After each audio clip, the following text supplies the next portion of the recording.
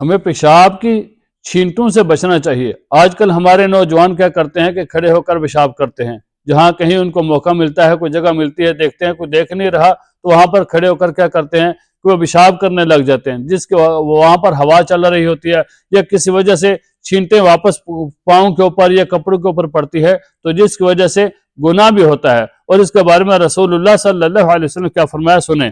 رسول اللہ صلی اللہ علیہ وسلم نے فرمایا پیشاب کی چھینٹوں سے بچو، کیونکہ عام طور پر پیشاب میں احتیاط نہ کرنے کی وجہ سے ہی قبر کا عذاب ہوتا ہے۔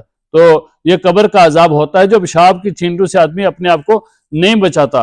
ایک دفعہ حضور علیہ السلام ایک قبر کے پاس سے گزرے تو حضور علیہ السلام نے فرمایا کہ اس قبر والے کو عذاب ہو رہا ہے۔ تو صحابہ کرام رضی اللہ تعالی عنہ اجمعین نے پوچھا یا رسول اللہ صلی اللہ علیہ وسلم اس قبر والے کو کس وجہ سے عذاب ہو رہا ہے؟ تو حضور علیہ السلام نے فرمایا اس قبر والے کو عذاب اس وجہ سے ہو رہا ہے کہ اپنے آپ کو پیشاب کی چھینٹوں سے نہیں بچاتا تھا۔ تو ہمیں اپنے آپ کو پیشاب کی چھینٹوں سے بچانا چاہیے اور احتیاط کرنی چاہیے کہ کسی ایسی جگہ پر پیشاب کرنا چاہیے کہ وہاں پر پردہ بھی ہو، اور کسی ایسی جگہ پر کہ جہاں پر پیشاب کی چھینٹیں ہمارے کپڑوں کے اوپر، ہمارے جسم کے اوپر، ہمارے بدن کے اوپر واپس نہ پڑیں۔ ہم احتیاط نہیں کرتے جس کی وجہ سے ہمارا بدن بھی ناپاک ہو جاتا ہے، ہمارے کپڑے بھی ناپاک ہو جاتے ہیں، اور سب سے بڑی بات یہ ہے کہ قبر کے اندر بہت بڑا سخت ہی اس کا عذاب ہوگا۔ تو اللہ تعالی ہمیں سمجھنے کی اور عمل کرنے کی توفیق عطا فرمائے۔